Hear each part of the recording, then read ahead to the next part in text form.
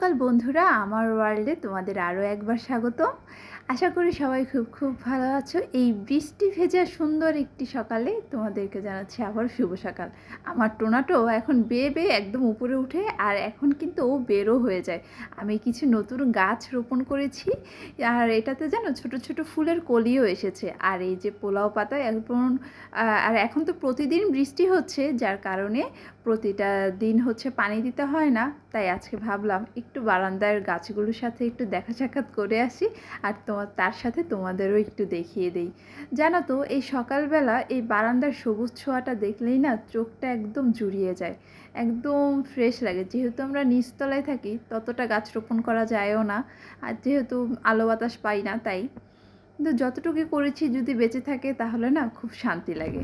তারপর আমি আমার বেডটাকেও গুছিয়ে নিয়েছি। সারা দিনের মধ্যে তুমি যদি সকালবেলা উঠিয়ে বেডটাকে গুছিয়ে নাও, সারা দিনের কাজ শেষ হয়ে যায়, এরকমটা ফিল হয় আমার মধ্যে। আর এই কফিটা বানিয়ে এনে আমি বেডটাকে গুছাতে নিয়েছিলাম। এখন কফিটা একদমই ঠান্ডা হয়ে গেছে, যার কারণে এখন আবার গরম করে খেতে হবে। কিন্তু হচ্ছে কফিটাকে আবার পুনরায় যদি গরম করে খেতে চাও, তাহলে সেই স্বাদটা আর থাকে না। তো এদিকে আমি চা বসিয়ে দিলাম, আর আমার চাই তো খেতে বেশি পছন্দ। আর এখানে আমি 3টা রুটি, একদম পাতলা পাতলা ছোট ছোট 3টা রুটি ভেজে নিয়েছি। তো এখানে চাটা হতে থাকুক, আর অন্যদিকে আমি একটু ফ্রেশ হয়ে আসি আর অন্য কাজগুলো করে নিই। প্রতিদিন ওই দিন আমি তোমাদেরকে বলেছিলাম আমি কিছুটা শিখ, এই কাপড়গুলো এখন ভেজাবো। তো যতই শিখ থাকি না কেন, ঘরের যে প্রতিদিনের কাজগুলো আছে সেগুলো তো করতেই হয়, যেমন রান্নাবান্না, রুমটাকে ক্লিন করা। আর এই আমার সাথে তো টোনাটো আছেই। তো এর জন্য কিছুটা হচ্ছে চেঞ্জ করছি আমার প্রতিদিনের রুটিনে।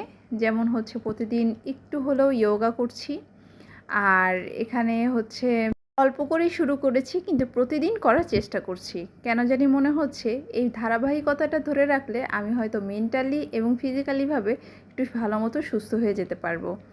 তারপর এখানে আমি একটা বই পড়ছিলাম, আর এই বইটাও না মাঝখান দিয়ে আমার পড়াটা অনেক কমে গিয়েছিল। শুধু একাডেমিক বই তো পড়লে হবে না, একটু হচ্ছে তোমার বাইরের বইগুলো যে পড়া দরকার হয়, এই বইটা পড়ার আমি খুব একদম ছেড়েই দিয়েছিলাম বলা যায়। তো এখন আমি সেটা আবার কন্টিনিউ করছি।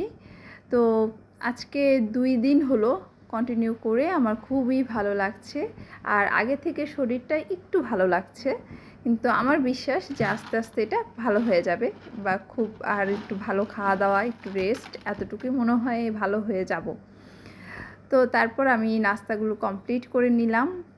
আর এখন থেকে ভেবেছি আমি আর বেডে বসে খাবার খাবো না। যতটুকুই খাই না কেন, আমি টেবিলে বসেই খাবো। সেটা হোক চা, সেটা হোক কফি, সেটা হোক মেইন যে 3 বেলার খাবার সেটাও হোক, সবটাই এখানে বসে খাবো। কারণ আমি দেখেছি বেডে বসে খেলে কেমন একটা বেশি আলসেমি লাগে, আর কেমন যেন একটু ঘুম ঘুম ভাব চলে আসে। তার চাইতে ভালো টেবিলে সুন্দর করে খেয়ে তারপর হচ্ছে আমি বেডে যেয়ে মানে রেস্ট নিব বা যা করার।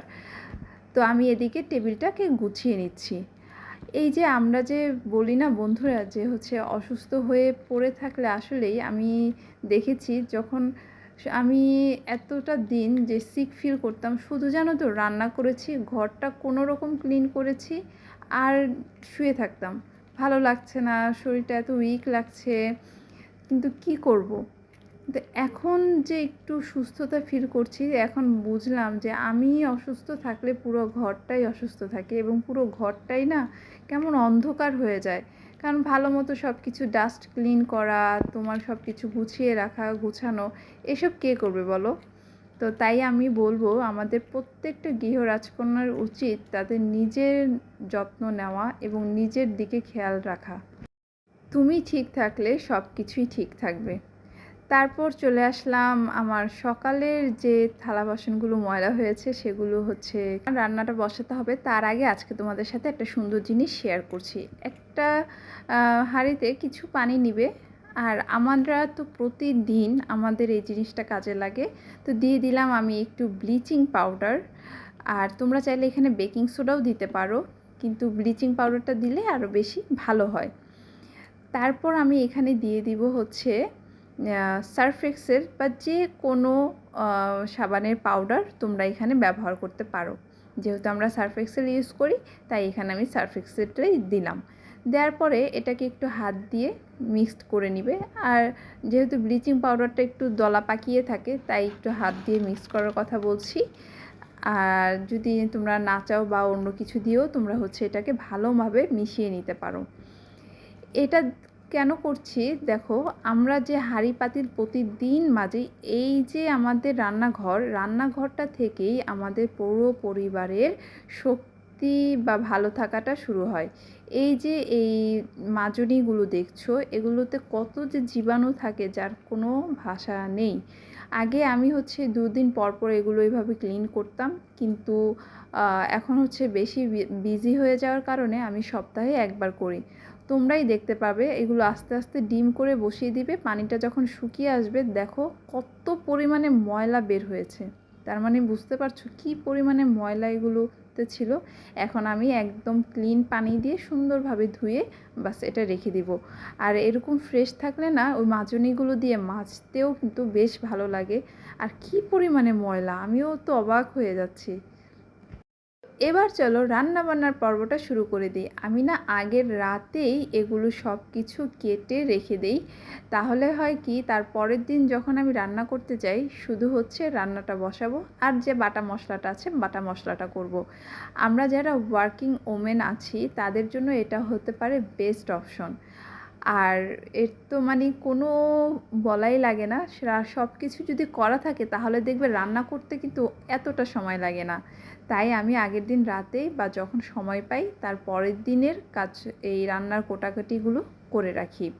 আর এদিকে হচ্ছে বাটা মশলাটা এখন করে নিব। আর এর কারণে কিন্তু অনেকটা সময়ও বেঁচে যায়। আর যখন তো সিক থাকা হয় তখন তো বুঝোই আরও হচ্ছে কতটা উপকারী হয়।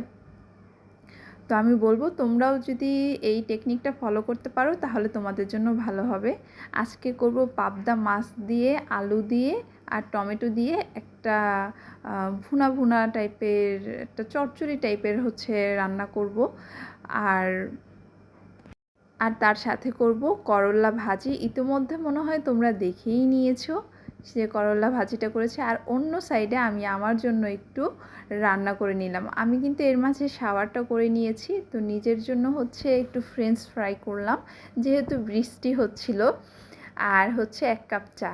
এভাবে করে নিজের জন্য যখন খাবার রান্না করি তখন মনে হচ্ছে মানে এইভাবে ডেকোরেশন করে নিয়ে বসতে যা ভালো লাগছে, মনে হচ্ছে কোনো আমি রেস্টুরেন্টে খেতে এসেছি, নিজের জন্য হচ্ছে অর্ডার নিয়েছি, সেগুলো খুব সুন্দর করে সাজিয়ে নিয়ে বসেছি, এখন আস্তে আস্তে খাবো। হ্যাঁ, মাঝে মাঝে এরকম কিন্তু নিজেকে ট্রিট দেওয়াই যায়, যেটা হোক বাহির থেকে খাবার আনা হোক বা নিজে তৈরি করে খাবার নেওয়া হোক, সেটা কিন্তু আসলেই খুব আমাদের মনটাকেও কিন্তু ভালো রাখে। চলো দেখাই কি রান্না করলাম। করলা ভাজি, পাবদা দিয়ে পাবদা মাছ দিয়ে টমেটো দিয়ে যে হালকা ঝোলে, আর হচ্ছে ডাল। এই যে দেখো বিকেলবেলা না প্রচণ্ড বৃষ্টি না, হালকা বৃষ্টি হচ্ছিল, দেখতে ভীষণ ভালো লাগছিল। তো আজকের ব্লগ এই পর্যন্তই।